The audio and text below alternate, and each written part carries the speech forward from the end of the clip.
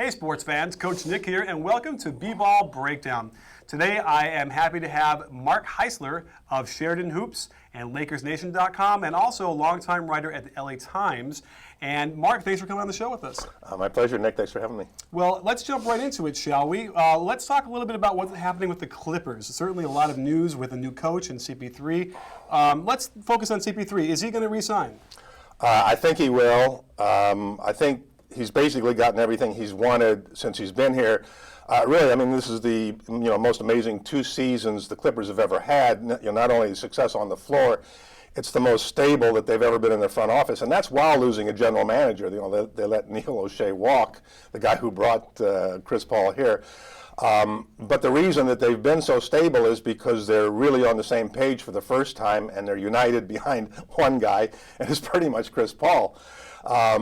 The Vinny Del Negro thing, it was a shame because Vinny didn't do anything bad enough to get fired, but it was deliberately set up so that his contract would run out the same time that Chris's would, and so if it took one more thing to keep Chris, then he would be able to have input into the coach. Now, to some people, that sounds like Chris went and cried and said, "I needed a new coach." And that didn't exactly happen. First of all, he didn't have to go. They were going to him. It was set up, to build this thing around Chris from the get-go, and that's what they've done, and that's why it's worked so amazingly. So, interestingly with Sterling, the thing is he used to run this as a business. He wanted to make money. Winning wasn't necessarily the part of this. Do you think that now they've committed to winning over making money, or have they found a way to combine these two things? I don't think Donald ever knew what he wanted. He didn't want to lose too much money. That was the one thing that he did know. I mean, and for all the years they were in the sports arena, and for as bad as it looked, they basically broke even over there. They've been selling out, or very close to it, as long as they've been in Staples, and that's about 12 years. Donald does want to win. He just doesn't know what's involved. He's never paid luxury tax and never will.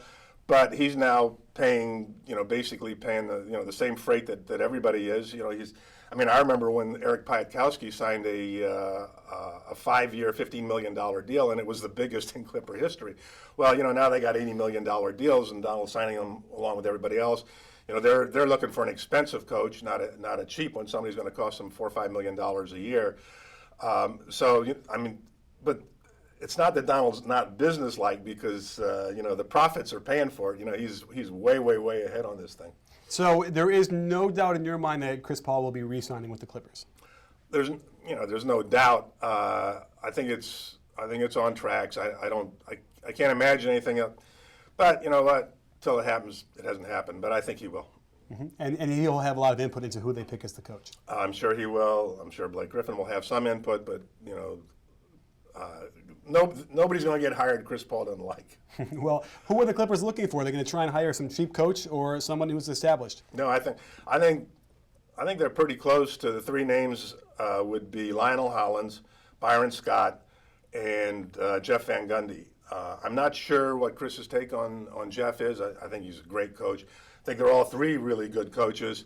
Byron coached Chris in New Orleans, and they really liked each other a lot. And as a matter of fact, Byron got the job in Cleveland because he recommended Byron to LeBron. LeBron and Chris are very close. And Cleveland hired Byron hoping that that would bring LeBron back. So I'm thinking it's going to be one of those 3, and neither of those 3 is going to be cheap.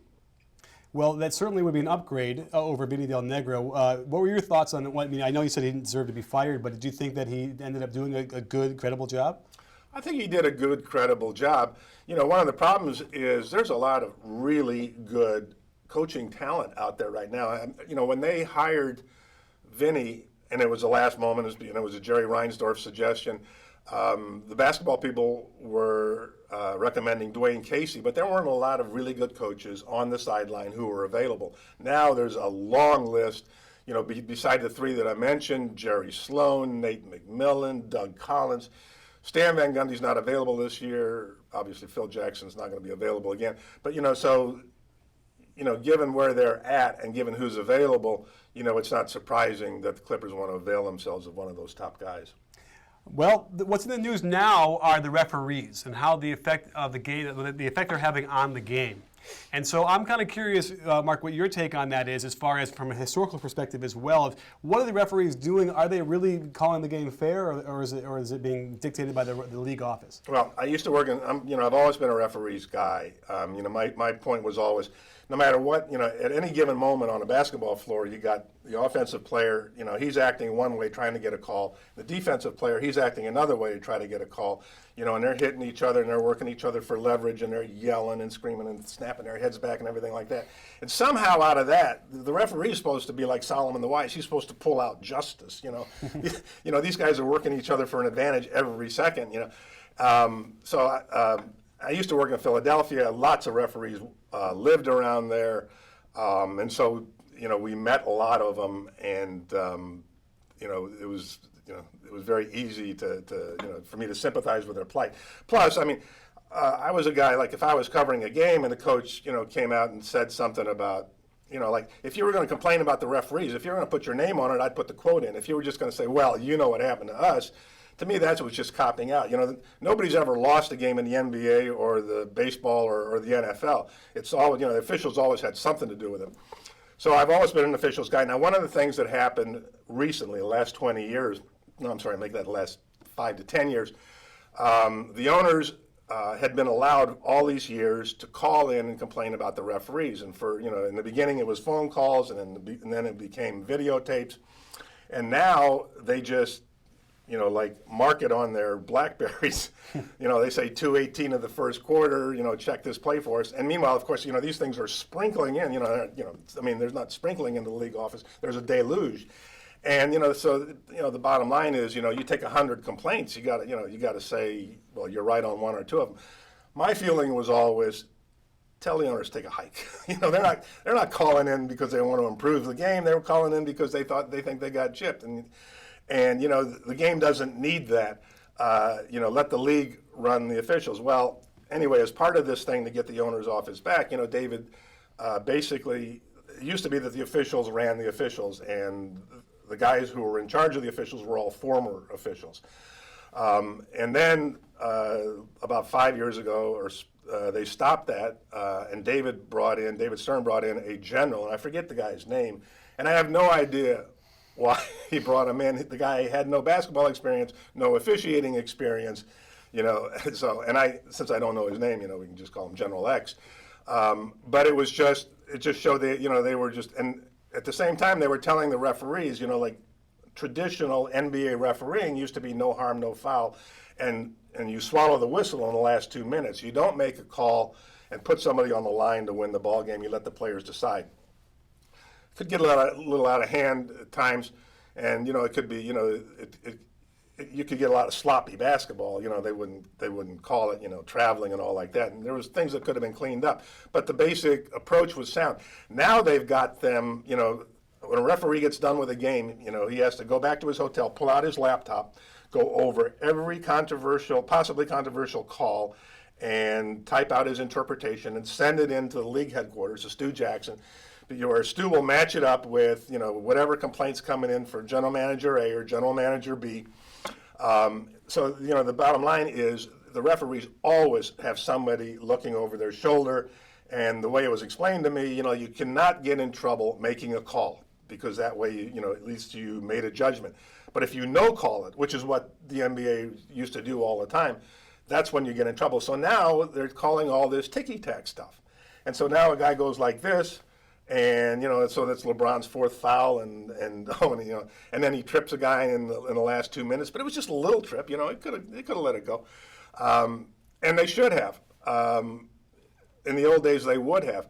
So now the guy's out, and meanwhile, it's not the people in New York who are getting barbecued; it's the referees. To me, the terrible part, it was Joey Crawford who was really taking the heat for this. And Joey's one of the best that's ever coached. You could ask the referees themselves. Has ever refereed. But it's just, it's a no-win situation, and the league has put them in that situation, and the league really needs to, figure out something else. Well, you know what I think is interesting is that the referees now don't have the same kind of, I think, respect and control of the game they used to. Daryl Garrettson would come in that gym and he would control the game without having to call extra fouls and without having with a look or the way he controlled himself. Ed Rush is the same way, and they had Dick Bavetta even had that when he was younger. There was a certain different respect, and I feel like Joey Crawford's the only one who actually is a throwback because he was still reffing back then. Steve Javie went down and retired. Right. You know, those two, Steve Javie and Joey Crawford, you know, and not coincidentally, they're the fast triggers. You know, you say a word, boop, out of here.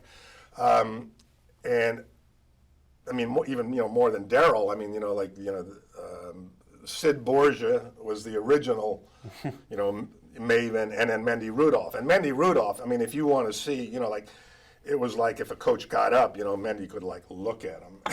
And that was as far as anyone. I mean, Mendy really had this incredible presence. But others, Earl Strom. Oh, yeah. You know, and the thing is, and these guys were all major hot dogs. And the league doesn't like that. They don't like that. You know, they don't like, you know, Earl Strom up on 1 foot, you know. And, you know, there's a little story. You know, Earl Strom, I think, retired in the mid-'80s. And I'd known Earl for years and years, you know, because he was from the Philadelphia area. And so I told him I wanted to do a story on him, and he said, well, you know, the league's not letting me talk. The league had stopped letting the referees talk, so because Earl was really, you know, everybody wanted to do Earl as he was retiring, because he really was kind of like the last of the dinosaurs, they let him do a press conference at the finals in Portland, I remember it was. And so, but that's the control that the league exerts on referees now. They don't want them to be personalities. They don't want them to be these larger-than-life guys, you know, who can put people in their place. They want them to be automatons. They want them to be buttons that can be pushed from the league headquarters. Well, it doesn't seem to be working that well. I don't remember a playoff season that's taken as much scrutiny on the refs as this one has.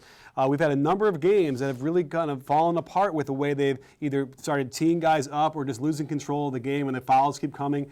And I think that ultimately it hurts the game, even though you think that these refs aren't as showboaty or as controlling as they used to be. No, yeah, I mean, the game is much worse for it. You know, that's another thing. You know, they told them they have to call technicals, you know, on everything.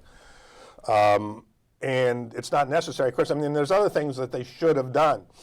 There should be a no foul out rule in basketball. Why there isn't, why we're still talking about this 100 years later, nobody's ever come up with a good reason there shouldn't be. They don't disqualify players in any other game for common infractions. Left tackle can hold on every play, in the game, but he's still playing left tackle. You're not supposed to lose your best player. I mean, so much of the game is around the foul situation of the best player on each team. 3 fouls in the first half. Oh my God, we got a tippy toe to the fourth quarter. That's completely unnecessary. It's so easy to fix. There's so many things that they need to fix, and they need to get about fixing them.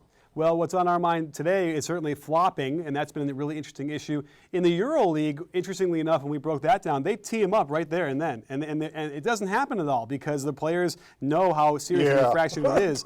And by the way, I watched the one that he called. It was right on. The guy completely flopped. The referee had been trained and knows how to see it, and he teed him up. So I would say let's advocate for that coming back into the NBA. Well, I'm not sure exactly how to punish it, but the bottom line is, and I think I may have covered the original flopper, and I think it was Doug Collins, in Philadelphia in the 70s, because Doug had the snapback like that. And, like if you, I remember he got a key call in the playoffs against Houston's Ed Ratliff, good friend of his, by the way. And, anytime a guy backed you down, at a certain point, he was going to have to push. And if you were waiting for that push, and as soon as you got it, you snapped your head back like that. Oh, and you got calls. So the thing is, if the Europeans are cleaning that up, I'd really like to see it. I'm gonna tonight's game, I'm gonna sit there and I'm gonna count all the numbers, because those are flops. A flop isn't just when you leave your feet; it's when you exaggerate contact, to buy the call. And I'll bet you there'll be 20 of them tonight. Well, I think the key what you just said is, and it used to be a flop was exaggerating the contact. Now what we're seeing is exaggeration of no contact. Well, I mean, you know, it's not hard at all. I mean, I'm pretty sure I could learn to do it. You know, there's always going to be there's always going to be contact. If you turn your back to me, you know, and that means you are going to try to back me down. So at a certain point, you are going to have to push me. As you know, I'm anticipating the push. As soon as I feel it, I bail out. You know, like that was LeBron last night. You know, so there was a little pressure on him. So all of a sudden, you know, he went to a swan dive, almost went to mid-court. But it's really easy to do. Derek Fisher, you know, I mean, it's not about getting hit. It's about getting in the way, taking the first contact, and then you just bail out. And nobody can, you know, as long as there's contact, nobody can tell if you're pushing back or if you've been pushed back. And, you know, it's pretty easy to see. It's pretty easy to tell. I mean, if you made that a point of emphasis for the referees, and they're always making something a point of emphasis for the referees, if you tell them, watch for flops, you know, make sure it's a real hit and not a flop, they can call that. You know, they can call it really easy. Well, Mark, thanks for coming on the show. Guys, make sure you look up guys like Earl Strom, because there's a really fascinating history of the NBA out there that nobody knows about, and those are some of the luminaries of the game that really shape what we see today. So you can find Mark on Twitter. Let us know what your handle is. At Mark Heisler, originally enough. Really, really confusing, but find him there. He's a treasure trove of information about the NBA all day, so make sure you follow him there. And don't forget, at B-Ball Breakdown, we're not a channel, we're a conversation. You in?